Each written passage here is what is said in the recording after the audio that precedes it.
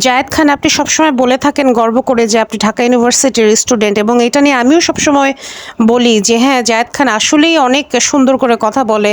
সে আর যে হোক, হয়তো অভিনয় না পারলেও সে একজন মেধাবী, সেই হিসেবে তার প্রতি আমার রেসপেক্ট আছে। অথচ আজকে এরকম উদ্ভূত পরিস্থিতিতে আপনি নীরব আছেন। আপনি কোন কোন দেশে ঘুরে বেড়াচ্ছেন, নুসরাত ফারিয়াকে সাথে নিয়ে আসছেন, এসবের ছবি আপনি সুন্দর মতো হচ্ছে আপনার ওয়ালে দিয়ে যাচ্ছেন। অথচ গত কয়েকদিন ধরে আমরা ফেসবুকে কোনো ব্যক্তিগত পোস্টই শেয়ার করতে পারছি না, কিন্তু আপনি ঠিকই এগুলো করে বেড়াচ্ছেন, যেগুলো আমাদের হৃদয়টাকে জাস্ট চূর্ণ বিচূর্ণ করে দিচ্ছে। কারণ যারা আমরা আপনাকে পছন্দ করি, তারা আসলে আপনার থেকে কোনো একটা সলিড বক্তব্য জানতে চাচ্ছি যে আপনি কি, আপনার কথাবার্তা এগুলো হচ্ছে অনেক বেশি সবসময় ভাইরাল হয়। তাই আপনি যদি একটা কথা বলেন, সেটা আমাদের জন্য অনেক বেশি ইন্সপায়ারিং হবে, এবং আমরা আপনার যে স্ট্যান্ড সেটা আমরা ক্লিয়ার বুঝতে পারবো। এবং আপনি যেহেতু আমাদের পছন্দের কারণে এবং আমাদের কারণে আজকে জায়েদ খান হোসেন, সেই হিসেবে আমরা তো আশা করতেই পারি যে আজকে আপনি আমাদের পক্ষে হয়ে কথা বলবেন। এবং দেখেন আজকে দেশের অবস্থা কতটা করুণ, ছাত্রছাত্রীদের কি করুণ অবস্থা, কতগুলো মায়ের বুক খালি হয়ে গেল। আপনি যে দলেরই সমর্থক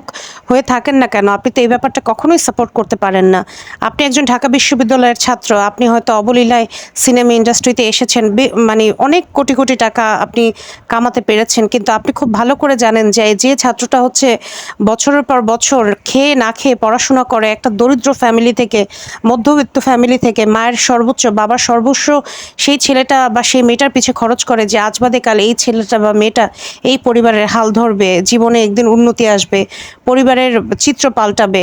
কিন্তু কোটা বৈষম্যের কারণে অনেক ছাত্রই তার যে কাঙ্ক্ষিত যে চাকরিটা সেটা তারা পায় না।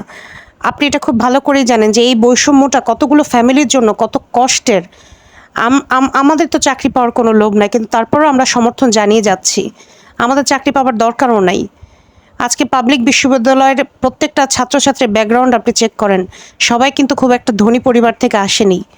আপনি বরিশালের ছেলে, আপনি ঢাকা ইউনিভার্সিটিতে যেমন বড়লোকও দেখছেন, মধ্যবিত্তও দেখছেন, গরিবও দেখছেন। আপনি তো খুব ভালো করেই জানার কথা আপনাদের ক্যাম্পাসে কি হয় না হয়। একটা চাকরি একটা সোনার হরিণ। তাহলে কেন এই মেধাবী ছাত্রছাত্রীগুলো কোটা বৈষম্যের কারণে তাদের কাঙ্ক্ষিত চাকরি থেকে বঞ্চিত হবে? আপনি ভালো করে জানেন একটা সিটের বদলে কতগুলো হচ্ছে ক্যান্ডিডেট থাকে, চাকরি পায় না। তারা ক্যারিয়ার নিয়ে হতাশ, তাদের পারিবারিক জীবন নিয়ে তারা হতাশ, তারা দেশের জন্য কিছু করতে পারছে না। বিদেশে যাবে সেই সুযোগটাও তাদের হচ্ছে না। আবার যারা সুযোগ পায় তারা ঠিকই বিদেশে চলে যায়। কি করবে? এদেশে তো কিছু করতে পারছে না।